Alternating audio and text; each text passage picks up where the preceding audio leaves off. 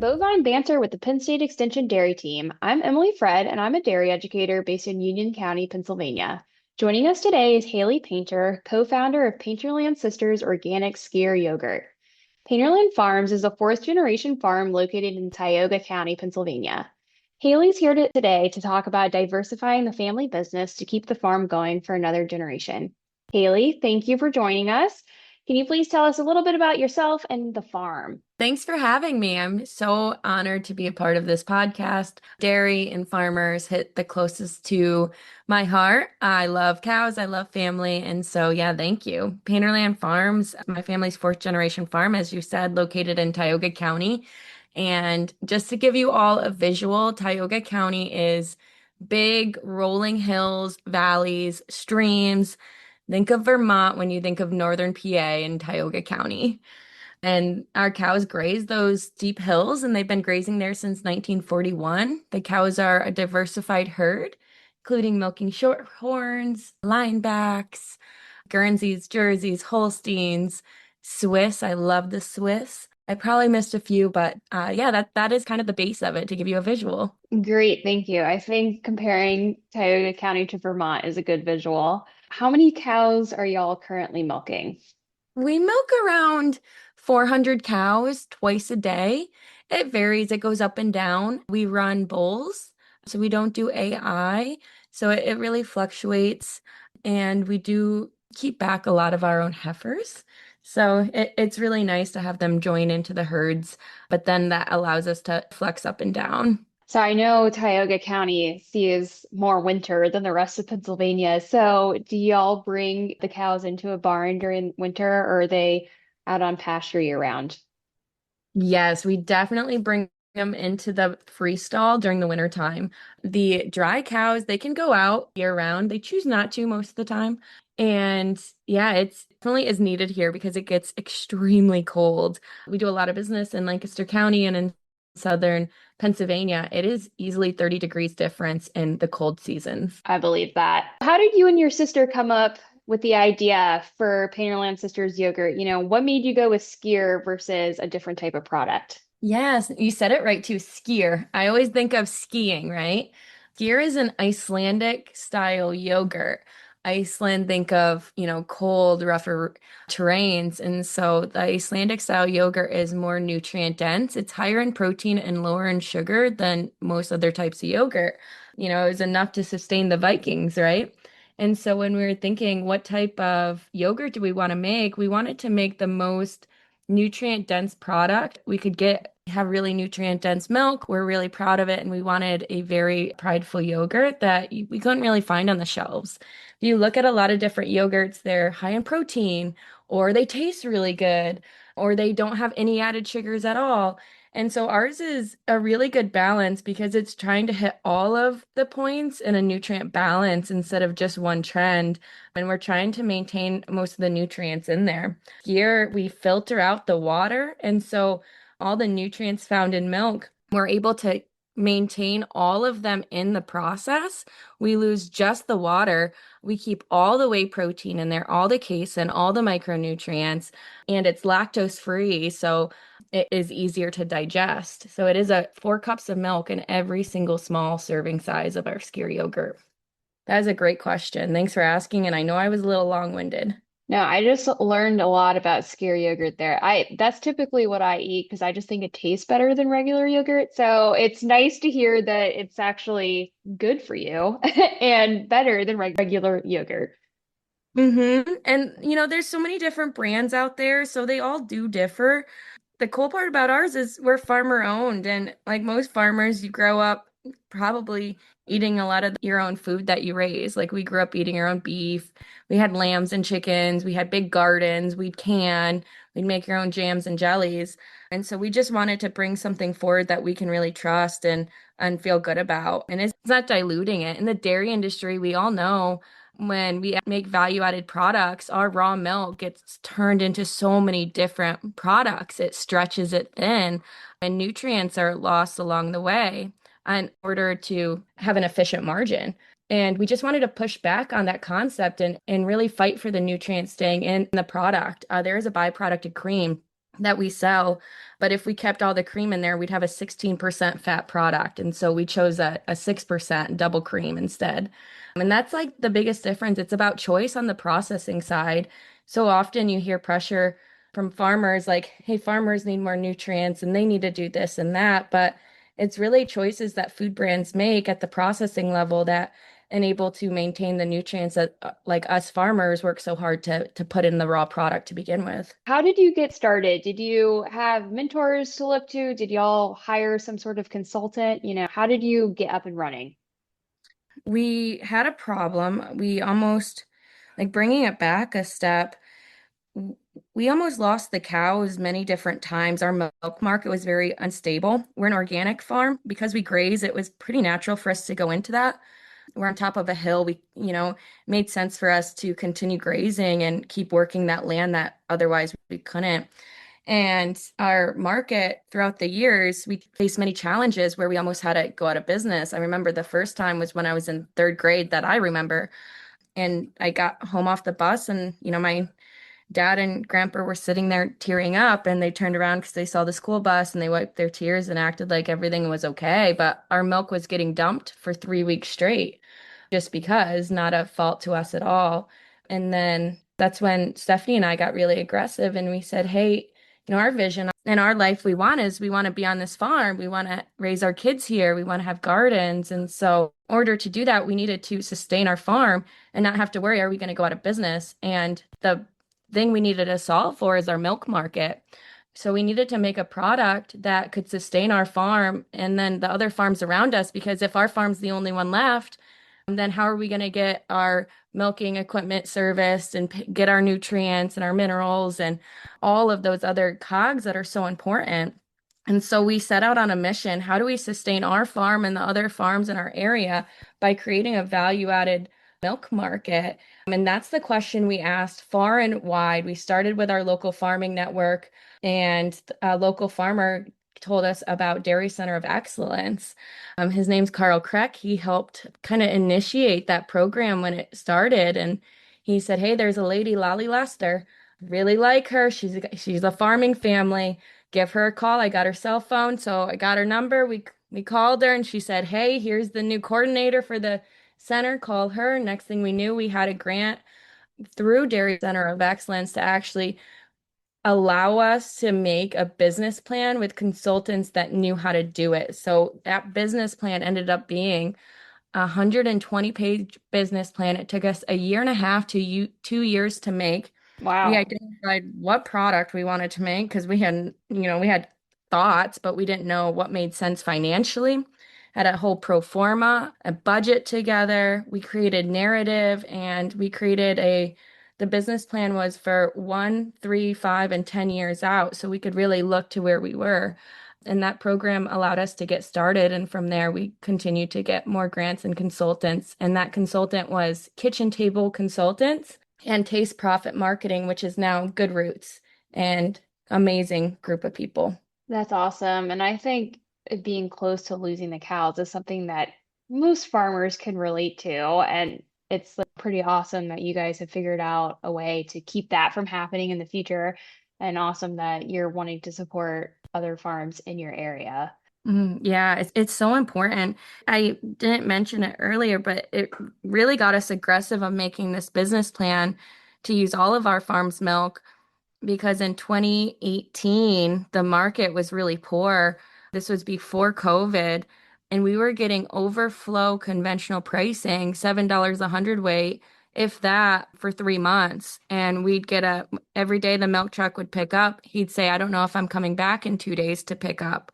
So we were kind of fortunate to get that $7, but it wasn't enough to sustain the farm. And we decided after that 3 months to sell the cows.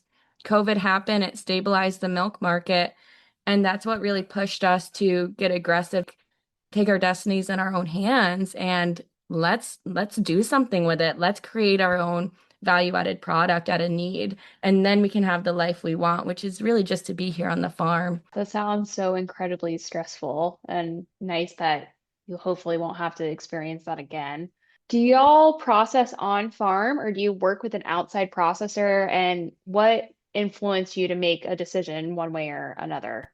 when we were doing that business plan that I was telling you, we were going to design our own processing plant. And then we didn't even realize that there's food brands and there's processing plants and there's farmers, there's truckers in between all of that. But there are three distinct parts of our food supply chain. You don't have to be a processor and a food brand. You don't have to be a farmer, processor, and food brand, right? You can just be one. So as we were building out this business plan, we designed a processing plant to use all of the milk, and it quoted out to $8 million. And that was before My all these gosh. sponsors got- and that's when we were like, okay, if we have a processing plant, that'll be great. We can process all our milk, but will we be able to focus on selling it? And so in order to make that plant efficient, we'd have to start manufacturing other products as well to get the volumes big enough to eventually use all of our milk. So we decided, okay, let's focus on selling the product. And that's called being a food brand, right? A consumer packaged good brand, CPG. We had no idea that's what we were till like 2 years after we launched. And we started identifying who are the co-manufacturers. You also hear co-man as terms, you hear co-processors. There's a lot of different terms for it. And they have unique relationships. Don't get caught up in the words, is my advice to farmers. But if you're looking to start a brand, then find the co-manufacturers in your area and see what their minimums are and see what products they have if you like any of them. And so we use a co-manufacturer in Newville, Pennsylvania, which is just south of Carlisle. And they make the organic Skyr yogurt there. They also make Greek yogurts and other cultured yogurts. We chose ours to be the organic Skyr, and we chose the lactose, and we bring all our own milk in. We bring all our own cups and labels and ingredients. We arrange the truckers to come and pick up the product. And so it's all under our name. And then they're kind of like the extension to really create the product. And that team over there is amazing. It's called Reykjavik Creamery, and it's started by a 10th generation yogurt maker from Iceland. That makes total sense too. I mean, I can't imagine trying to, first of all, get $8 million to build a processing plant, but then you need people to work there. And Tioga County isn't the most populated county in the state. Like, I'm sure that would have been a huge challenge too if you guys had decided to go that route. Oh, definitely. It would have been, it's needed though. That's the Hmm. goal. How do we bring more, manufacturing and business up here? But yeah, it didn't make sense at the time. And it's like now that we have this brand and we're producing this yogurt, now we can really plan and work together with the community to identify ways that we can value add future. So I'm excited about that as we look into the future here in our area. What are some of the biggest challenges you've faced throughout this business venture? Phew, getting funded as a food brand is a big thing. Also, getting recognized at like food brands sometimes don't get looked at in the agriculture industry, which isn't good for farmers and it isn't good for consumers. And so it's over 90% of startup food brands go out of business. It's really difficult to find funding to get placing on shelves. It's like very difficult to even meet and find the people to sell your product to at the different grocery store chains. And then to balance out, it's a short shelf life product to turn it and provide fresh product on those shelves that were so difficult to get on to begin with. It feels like everything is working against you as a startup food brand. And that's really what we want to, share our perspective so it can become easier for other brands to start. And so we want to tell this story. We want to work with Penn State, the Department of Ag, and identify ways that we can make it easier for people to start food brands here in the state because the more food brands we have, the more outlets farmers have to sell their products to. The less food brands we have, the less options. And so it creates a bottleneck on farmers. I feel that's the whole reason we started it. It's not just the fact that we're going to go out of business, but it's also we're financially poor as a family. It's a struggle to be a farmer. And so adding more food brands and helping food brands start and encouraging them to work with Pennsylvania farmers through like PA Preferred and these programs that are already set up are only going to boost our economy and really help us as farmers. And so that is like the biggest challenge. It's so incredibly difficult. But just looking into the future, I hope we can like really put some systems in place to make it a lot easier for those behind us. If you could go back, is there anything you would do differently? Well, March of 2022 is when we sold our first cup of yogurt. We expanded national because we had so much volume. We thought our town of Westfield of 1,000 people would be able to support all of our farm's milk, and we were naive to think that. So then we thought, okay, our state. And it turns out, no, we have a national amount of milk. And so we had to get national pretty quickly, and we didn't expect that. So everything is kind of a reaction while we're chasing the goal of sustaining this farm, farmers around us. I don't think there's anything we would do differently, but it's just kind of really ironic that 6 months after we sold our first cup of yogurt, the milk market changed, and now there's a shortage of milk and, farming is doing good. I wouldn't change that though. It's just like, man, would we have this? And then I think, you know what? I'm so glad we do have this brand and have this presence right now. Each week, we're producing between 350,000 and 580,000 units of product in Wow. pounds. And so that's going to give us stability. So if the market shifts and changes, we can be there for our farmers. We can be there for our family. We can be there for our cousins who have farms and for our community here. And so I don't think there's something we would change. And I try not to look back too much because there's so much working against us. We got to just keep our heads and look forward and try to just be positive about it. Y'all have really accomplished a lot in a short amount of time. And funny that people are hurting for organic milk. Like people want organic milk right now, but the market does always swing back. So creating this brand for stability, will pay off for sure. What's the plan for the farm in the future? Is it going to be you and your sister running the farm? Are you guys focusing on the yogurt business? Do you have other siblings? What's kind of the plan for the future? The yogurt brand brings a lot of stability. And so we can really look at, okay, where's the farm at? The farm's doing great. The milk market's doing good. The farm is fourth generation and it's multiple family units on here. And so our grandma was the second generation. She still lives on the farm, Melinda. And then she had three sons, my dad and my two uncles, and they all had around four kids. And now all of their four kids, so the 13 of us, they all have kids besides me. I'm the last to have kids. There's like 27 fifth generation. Oh my goodness. Most of them are under 5. And so it's like when we're looking at the next phase of this, it's like obviously we want to keep the cows. We want to keep what we have going.